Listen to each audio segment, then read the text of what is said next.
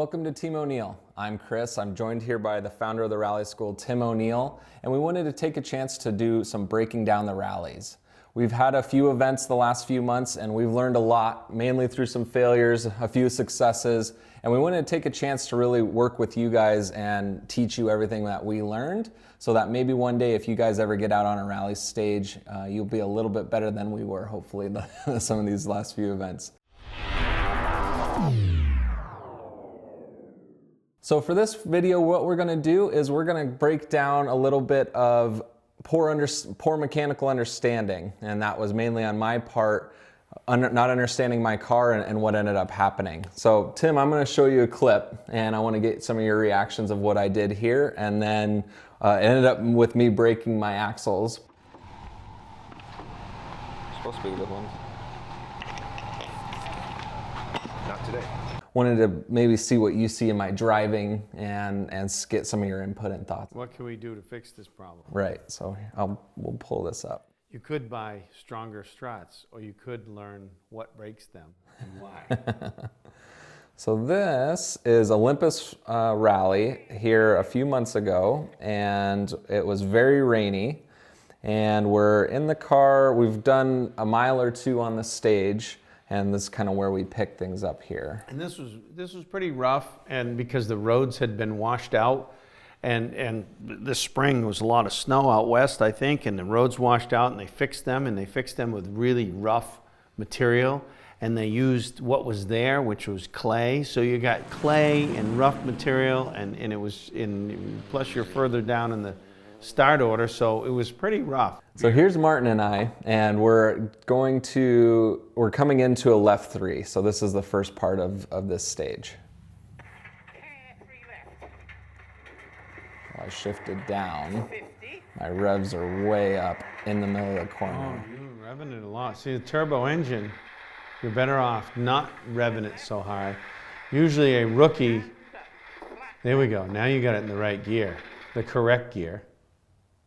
1 minute later. Shift down for the corner. Oh, that was a little bit sideways. Oh, look at the revs now. Oh my goodness, they were revving hard. Oh. So if you watch the way I came into this corner, again, I shift first. So in second gear, let off the clutch. And then that's when the axle, so big steering angle too. The first axle was already gone at this point, right? And I could feel something wrong, and to me, I felt pulling in the wheel, so I thought a tire was going, right. And so... You were one-wheel drive at that point. But it was actually that I was lost an axle, and so now that I've felt that once before, I definitely feel more confident. If I feel it again, I'll know what a broken axle feels like. But because we had a really good diff in the car, it was actually driving really well. It was like a slipping clutch almost. Yeah, but it was just some weird cornering. I could feel pulling in the steering wheel, and I'm like, I didn't know what one-wheel squeal feels like. But it was something that I was driving really hard, and then into this last corner, I shifted down again. So in the second gear, before the corner started, let off the clutch, so it's super high revs, turning in the corner, super high steering angle, like just rookie. Me being nervous. Well, exactly what happens to rookie drivers is they are nervous, and they lower gear, higher revs makes them feel more confident. And obviously, you're going slower. Yeah. My story, when I went to Finland and I practiced, many years ago, the first thing they do is tell me up a gear, up a gear. We come into hairpin turns, they tell me up a gear. I'm like, what? What are you talking about? You need, with a turbocharged car or a supercharged car, you need to keep the revs down where the torque is. That makes you go faster. But as a new guy, you don't want to go faster, so you just let it rev. And that's hard on everything. Yeah, so I learned some big lessons here. We eventually got the car back to service. They actually swapped the axles out from the recce car from Nick Allen. He had a Ford Fiesta ST, and so they stole his axles, and we got the car back on stage, and I got some more experience. But yeah, it was 5 hours in the rain, feeling like Eeyore, trying to contemplate my life a little bit. Yeah, I was a little sad. So, but that contemplation was good for you, humility. Yeah. Now, the next time you're like, okay, what am I doing? What am I supposed to do? You learn from your mistakes. And Jared, to credit my mechanic Jared, who's in some of our other YouTube videos, he watched this video and was able to actually diagnose this right away and was able to tell me the next day of rally, be up a gear, treat it like a tractor. This thing will pull forever. Like, don't be at that high revs. And I started to change my mindset in driving because of that. So. And then the other thing is you shifted before the corner. A lot of times we're afraid we can't stop or slow down, so we use the transmission to shift, which is obviously bad, and we've done that.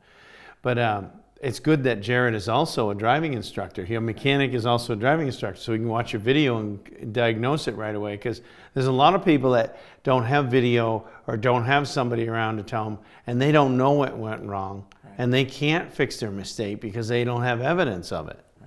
Yeah, no, I'm grateful for that. So I learned a lot on this one. So that was my Olympus. I wanted to talk with you a little bit about assessing a car and damage and whether or not you should continue on. Something that you did in Oregon is you started to know your exhaust was failing, right? Well, it's very hard, especially when you're driving a car and you're all full of adrenaline and it's starting to something to go wrong. You don't want to stop. You want to just keep going. And then in your head you can say, there's nothing wrong, everything's fine, So my problem was in that rally that, it was a 3-day rally. I'm on the 3rd day. I already broke the U-joint and I already had other troubles and retired once or twice already. And it was pretty hot, very hot, and co-driver was hot. And I took the jump, the big famous jump, a little bit frisky.